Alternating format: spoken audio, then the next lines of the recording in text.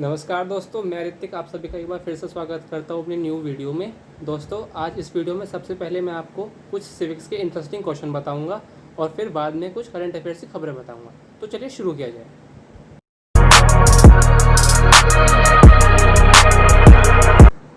तो दोस्तों, सिविक्स में सबसे पहले क्वेश्चन ये आता है कि आरटीआई मतलब राइट टू इन्फॉर्मेशन की शुरुआत कब हुई थी। तो दोस्तों, इसका आंसर है कि ये पार्लियामेंट में तो सबसे पहले पास हुआ था 15 जून 2005 में और लोगों के लिए आया था 12 अक्टूबर 2005। अगले क्वेश्चन पर आते हैं कि उनका उस प्रेसिडेंट का नाम क्या है जो कि प्रेसिडेंट बनने से पहले लोकसभा की स्पीकर भी रह चुकी हैं। इसका आंसर है नीलम संजीवा रेड्डी। अगले क्वेश्चन पर आते हैं कि यूपीएससी का चेयरमैन किसके द्वारा अपॉइंट किया जाता है। इसका आंसर है प्रेसिडेंट। अगले क्वेश्चन पर आते हैं कि इंडिया का ओल्डेस्ट कोर्ट कौन सा है।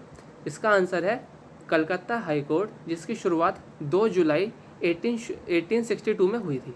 अगले क्वेश्चन पर आते हैं कि सिर्फ उस यूनियन टेरिटरी का नाम बताइए जिसके पास एक खुद की कोर्ट है। इसका आंसर है दिल्ली।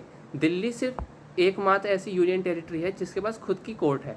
अगले क्वेश्चन पर आते हैं कि लोकसभा की मैक्सिमम स्ट्रेंथ क्या है। दोस्तों, इसका आंसर है 552, जिसमें 530 तो होती हैं स्टेट्स की, 20 होती हैं यूनियन टेरिटरीज़ की और 2 होती हैं एंग्लो इंडियन कम्युनिटी की। अगले क्वेश्चन पर आते हैं कि एक्सपर्ट लीगल एडवाइस गवर्नमेंट को किसके द्वारा दी जाती है। तो दोस्तों, इसका आंसर है अटॉर्नी जनरल। इस समय इंडिया के अटॉर्नी जनरल हैं के वेणुगोपाल। अगले क्वेश्चन पर आते हैं कि प्रेसिडेंट चुनने का जो मोड है वो इंडिया ने किस देश से लिया है। इसका आंसर है आयरलैंड। अगले क्वेश्चन पर आते हैं कि वंदे मातरम जो कि बंकिम चंद्र चटर्जी द्वारा लिखा गया है, यह उनकी किस पुस्तक में लिखा गया है। तो दोस्तों, इसका आंसर है आनंद मठ।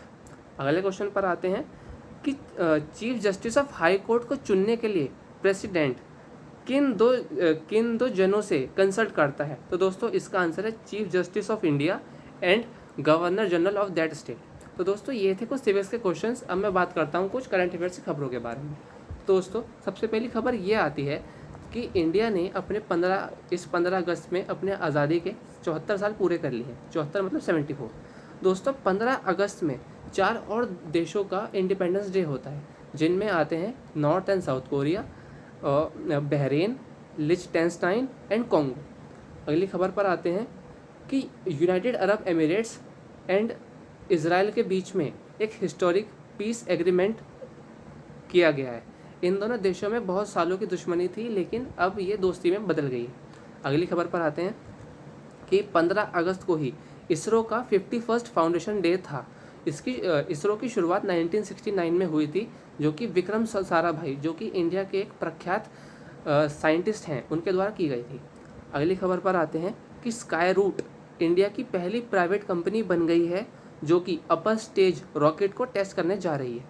अगली खबर पर आते हैं कि American president candidate Joe Biden ने कमला हैरिस को अपनी वाइस प्रेसिडेंट के कैंडिडेट के नाम पे उतार दिया है। कमला हैरिस एक इंडियन मूल यूएस की वाइस प्रेसिडेंट बनेंगी अगर वो जीत जाती हैं तो। अगली खबर पर आते हैं कि महेंद्र सिंह धोनी और सुरेश रैना ने इंटरनेशनल क्रिकेट से संन्यास ले लिया है। दोनों ही खिलाड़ी भारत के लेजेंड हैं और हमेशा रहेंगे। अगली खबर पर आते हैं कि लद्दाख भारत का पहला कार्बन न्यूट्रल रीजन बनने जा रहा है, ऐसा प्रधानमंत्री मोदी द्वारा कहा गया इंडिपेंडेंस डे की स्पीच में। अगली खबर पर आते हैं कि यूपी के कैबिनेट मिनिस्ट्री और पूर्व क्रिकेटर चेतन चौहान का निधन हो गया है कोविड-19 के चलते। तो दोस्तों, ये थी कुछ सिविक्स के क्वेश्चन और आज की खबरें। तो अगर आपको मेरा वीडियो पसंद आया हो तो इस पर लाइक का बटन दबाना ना भूलें और मेरे चैनल को ज़्यादा से ज़्यादा सब्सक्राइब करें। नमस्कार, जय हिंद, जय भारत।